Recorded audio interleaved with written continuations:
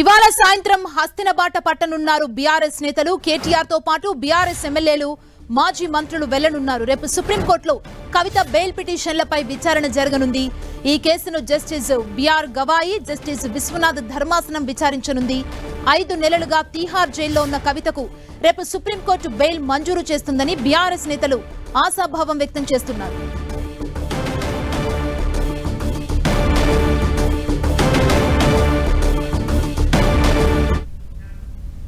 ఇదే అంశానికి సంబంధించి మరింత సమాచారం మా ప్రతినిధి గోపి అందిస్తారు. గోపి,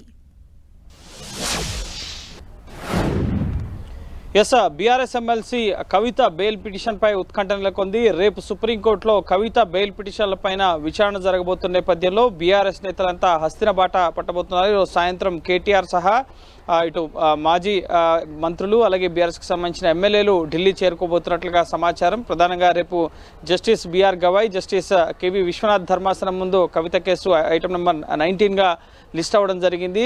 గత విచారణ సందర్భంగా గత మంగళవారమే ఈ కేసు విచారణ జరగాల్సి ఉంది. కానీ ఈడీ కౌంటర్ ఫైల్ చేయకపోవడంతో వాయిదా పడడం జరిగింది. వారం రోజులు వాయిదా పడడం జరిగింది. ఇప్పటికే ఈడీ కూడా కౌంటర్ ఫైల్ చేసినట్లుగా తెలుస్తుంది. 2 దర్యాప్తు సంస్థలు కూడా ప్రస్తుతం కవితకు బెయిల్ని వ్యతిరేకిస్తున్నట్లుగా సమాచారం.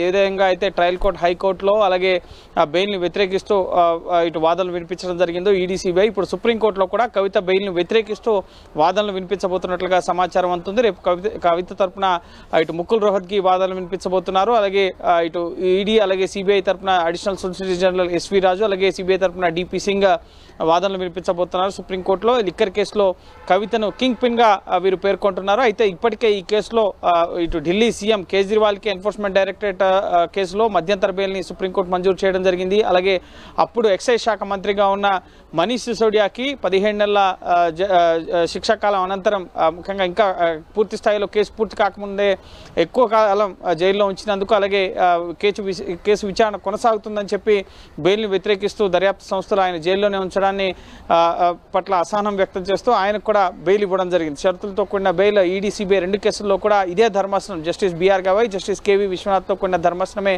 బెయిల్ ఇవ్వడం జరిగింది. మనీష్ సిసోడియాకు కూడా ఈ నెల ఆగస్టు 9వ తేదీన. సో ఇప్పుడు కవితకు కూడా ఖచ్చితంగా బెయిల్ వస్తుందని చెప్పి బీఆర్ఎస్ నేతలు ఆశాభావం వ్యక్తం చేస్తూ ఢిల్లీ వస్తున్నారు. గత విచారణ సందర్భంగా కూడా మాజీ మంత్రి ఇటు వేముల ప్రశాంత్ రెడ్డి కానీ, శ్రీనివాస్ గౌడ్ కానీ పలువురు బీఆర్ఎస్ నేతలు ఢిల్లీ రావడం జరిగింది. సో రేపు కూడా కవిత కేసు లిస్ట్ అవడంతో ఈరోజు సాయంత్రం బీఆర్ఎస్ నేతలు ఢిల్లీ చేరుకోబోతున్నారు. సో ఖచ్చితంగా ఈ కేసులో ఢిల్లీ సీఎంకి మధ్యంతర బెయిల్ రావడం జరిగింది. అలాగే అప్పటి ఎక్సైజ్ శాఖ మంత్రిగా ఉన్న మనీష్ సిసోడియాకి బెయిల్ రావడం జరిగింది. సో కవిత మహిళగా ఉన్నారు, బీఆర్ఎస్ ఎమ్మెల్సీగా ఉన్నారు. సో ఖచ్చితంగా బెయిల్ వస్తుందన్న ఆశాభావం అయితే బీఆర్ఎస్ నేతలు వ్యక్తం చేస్తున్నారు. కానీ కవిత ఈ కేసులో కింగ్ పిన్, కవితకు వ్యతిరేకంగా చాలా ఆధారాలు ఉన్నాయి. మనీ లాండరింగ్ వ్యవహారంలో 100 కోట్ల ముడుపుల్ని ఇటు శరత్ చంద్రారెడ్డి అలాగే మాగుంట శ్రీనివాసరెడ్డి నుంచి సేకరించి గోవా ఎలక్షన్స్కి విజయ్ నాయర్ ద్వారా మళ్లించడంలో కవిత కీలక పాత్ర పోషించారు. అలాగే లిక్కర్ పాలసీ రూపకల్పనకు సంబంధించిన సమావేశాల్లో కూడా ఢిల్లీ వేదికగా జరిగిన హోటల్స్లో ఆవిడ పాల్గొనడం జరిగింది. అలాగే ముందస్తుగానే పాలసీ కాపీలు ఆవిడ తరపున ఇక్కడ పనిచేసిన బుచ్చిబాబుకు కానీ, అలాగే ఇటు అభిషేక్ బోయిన్పల్లి వీరంతా, అరుణ్ పిళ్ళే వారంతా ఢిల్లీ వేదికగా ఆమె కోసం పనిచేయడం జరిగింది. సో దానికి సంబంధించిన ఆధారాలు, ఫోన్ కన్వర్సేషన్స్, వాట్సాప్ చాట్స్తో పాటుగా ఆర్థిక లావాదేవీలకు సంబంధించిన అనేక ఆధారాలు ఈడీ, సిబిఐ ట్రయల్ కోర్టు, హైకోర్టుకి సబ్మిట్ చేశాయి. సో వాటి ఆధారంగానే కవితకు 5 నెలలుగా బెయిల్ నిరాకరిస్తూ ఉన్నారు. సో ప్రస్తుతం ఆవిడ తీహార్ జైల్లో జైల్ నెంబర్ కాంప్లెక్స్ నెంబర్ 6లో ఆవిడ ఉంటూ ఆధ్యాత్మిక చింతన పుస్తకాలు చదువుతూ ఆవిడ జైల్లోనే గడుపుతున్న పరిస్థితి ఉంది. ప్రస్తుతం ప్రతి వారం కూడా ములాఖాత్లో భాగంగా కుటుంబ సభ్యులు కలుస్తున్నారు, ఫోన్లో కుటుంబ సభ్యులు మాట్లాడుతున్నారు. సో ఖచ్చితంగా ఆమెకు బెయిల్ వస్తుందన్న ఆశాభావాన్ని అయితే కుటుంబ సభ్యులు, ఇటు బీఆర్ఎస్ నేతలు ఆశాభావాన్ని అయితే వ్యక్తం చేస్తున్నారు. కానీ దర్యాప్తు సంస్థ సుప్రీంకోర్టు ముందు ఎటువంటి ఆధారాలను ఉంచబోతుందన్న ఉత్కంఠ కూడా నెలకొంది. ఎందుకంటే బెయిల్ అనేది నిందితుల యొక్క హక్కు. మీరు విచారణ సాగిస్తున్నారు కదా అని ఎల్లకాలం వాళ్ళని జైల్లోనే ఉంచుతూ జ్యుడిషియల్ కస్టడీ పొడిగిస్తూ ఉండడం సరికాదు. వారి హక్కును హరించడమే అవుతుంది బెయిల్ ఇవ్వకపోవడం అనేది. మనీష్ సిసోడియా బెయిల్ పిటిషన్పై విచారణ సందర్భంగా ఆయన పాస్పోర్ట్ సరెండర్ చేస్తూ అలాగే కొంత నగదును ఇటు షూరిటీగా ఉంచి ఆయనకి షరతులతో కూడిన బెయిల్ ఇవ్వడం జరిగింది. సో ఇప్పుడు కవిత విషయంలో కూడా అదే జరగవచ్చు అని చెప్పి బీఆర్ఎస్ నేతలు ఆశాభావం వ్యక్తం చేస్తున్నారు. ఎందుకంటే ఎక్సైజ్ శాఖ మంత్రి ఏవన్గా ఈ కేసులో మనీష్ సిసోడియా ఉన్నారు. ముఖ్యంగా A13గా కవిత ఉన్న పరిస్థితి ఉంది. మనీ లాండరింగ్ కేసులో అలాగే సిబిఐ కేసులో నిందితురాలుగా ఆవిడ ఉన్నారు కాబట్టి సో అరెస్టుల్ని సవాల్ చేస్తూ దాఖలు చేసిన పిటిషన్లు కూడా ట్రయల్ కోర్టు హైకోర్టు కొట్టివేయడం జరిగింది. సో ఇప్పుడు ఈ బెయిల్ పిటిషన్ పైన ఖచ్చితంగా కేజ్రీవాల్ అలాగే సిసోడియాకు బెయిల్ వచ్చింది కాబట్టి కవితకు కూడా బెయిల్ వస్తుందన్న ఆశాభావాన్ని వ్యక్తం చేస్తున్నారు. కానీ దర్యాప్తు సంస్థ మాత్రం ఇంకా ఇన్వెస్టిగేషన్ సాగాల్సి ఉంది. ఇప్పుడు ముఖ్యంగా ఎల్లుండు సిబిఐ కేసులో కవితపై దాఖలు చేసిన పిటిషన్ పైన చార్జ్ షీట్ పైన ఎల్లుండు రౌజ్ అవెన్యూ కోర్టు ఆగస్టు 28వ తేదీన విచారణ జరపబోతోంది. సో ఖచ్చితంగా ఇంకా ఈ కేసు ఇన్వెస్టిగేషన్లో భాగంగా మరిన్ని విషయాలు వెలుగులోకి రావాల్సి ఉంది అని చెప్పి దర్యాప్తు సంస్థ చెప్తుంది. వీరికి బెయిల్ ఇస్తే ఆధారాలని సాక్ష్యాలని తారుమారు చేసే అవకాశం ఉంటుంది.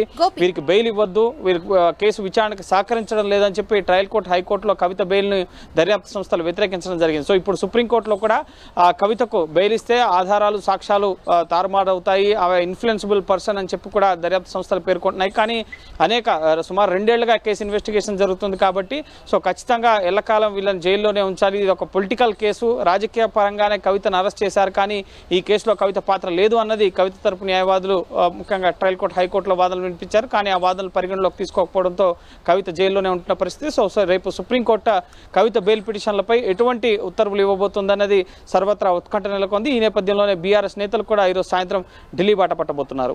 అంటే రేపు ఏ టైంలోగా ఈ కేసు విచారణ కంప్లీట్ అయ్యే అవకాశం కనిపిస్తుంది గోపి? ఎందుకంటే బీఆర్ఎస్ శ్రేణులు పెద్ద ఎత్తున ఢిల్లీకి పయనమవుతున్న నేపథ్యాన్ని ఓవైపు చూస్తున్నాం. ప్రతి ఒక్కరిలో కూడా బెయిల్కు సంబంధించిన ఉత్కంఠ నెలకొన్న నేపథ్యంలో ఎప్పటి వరకు దీనిపై సుప్రీంకోర్టు నుంచి తీర్పు వెలువరించే టైం ఉంది?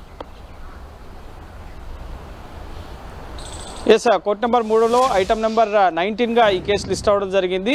ఉదయం 11-12 గంటల కల్లా కూడా ఈ కేసు విచారణ ధర్మాసనం ముందుకు వచ్చే అవకాశం ఉంటుంది. రిజిస్ట్రార్ రోస్టర్ని లిస్ట్ చేయడం జరిగింది. సో ఐటమ్ నెంబర్ 19గా ఉన్నట్లుగా సమాచారం. సో రేపు మధ్యాహ్నం లోపు కవిత బెయిల్ పిటిషన్ పైన సుప్రీంకోర్టులో వాదనలు ముఖ్యంగా జరగబోతున్నాయి. అయితే ఇటు 2 కేసులు ఉన్నాయి. ఈ ఎన్ఫోర్స్మెంట్ డైరెక్టరేట్ ఫైల్ చేసిన మనీ లాండరింగ్ కేసు, అలాగే సిబిఐ దాఖలు చేసిన అవినీతి కేసు. ఈ 2 కేసుల్లో కూడా ఇటు ఈడీ కేసులో మార్చి 15వ తేదీన కవిత అరెస్ట్ అయ్యారు. అలాగే సిబిఐ కేసులో ఏప్రిల్ 11వ తేదీన అరెస్ట్ అయ్యారు. 2 కేసుల్లో జ్యుడిషియల్ కస్టడీలో భాగంగా ప్రస్తుతం తీహార్ జైల్లో ఉంటున్నారు. సో 2 కేసుల్లో వాదనలు జరగాల్సి ఉంది. 2 కేసుల్లో ఇటు ఈడీ సిబిఐ 2 దర్యాప్తు సంస్థలు కూడా వాదనలు వినిపించాల్సి ఉంది కాబట్టి సో సుదీర్ఘంగా వాదన జరిగే అవకాశం ఉంటుంది. అలాగే కవిత తరపు న్యాయవాదులు కూడా సుదీర్ఘంగా వాదనలు వినిపించే అవకాశం ఉంది 2 కేసుల్లో. సో రేపటికి రేపే బెయిల్ వస్తుందని కూడా మనం చెప్పలేము. ఎందుకంటే గతంలో మనీష్ సిసోడియా, కేజ్రీవాల్ బెయిల్ పిటిషన్లపై విచారణ జరిగినప్పుడు సుదీర్ఘంగా వాదనలు జరిగిన తర్వాత తీర్పుని రిజర్వ్ చేసి ఆ తర్వాత ఒక డేట్ని ఫిక్స్ చేసి తీర్పును ప్రకటించడం జరిగింది. సో రేపు కూడా కవిత బెయిల్ పిటిషన్ల పైన కౌంటర్స్ ఫైల్ అయ్యాయి కాబట్టి సో సుదీర్ఘంగా వాదనలు జరిగే అవకాశం ఉంది. అనంతరం తీర్పుని రిజర్వ్ చేస్తారా లేక రేపు ఫస్ట్ అవర్స్లోనే ఇంతకాలం కవితను జైల్లో ఉంచడం సమంజసం కాదంటూ బెయిల్ ఇస్తారా అన్నది కూడా ఉత్కంఠ నెలకొంది. సో చూడాలి రేపు కవిత బెయిల్ పిటిషన్ ఒకవేళ బెయిల్ వెంటనే వస్తుందని చెప్పి బీఆర్ఎస్ నేతలతో కూడా ఢిల్లీ వస్తున్నారు. సో వారు అనుకున్నట్లుగానే కవితకు బెయిల్ వస్తుందా, ఏం జరగబోతుందా అనేది మనం వేచి చూడాలి. Thank you Gopi.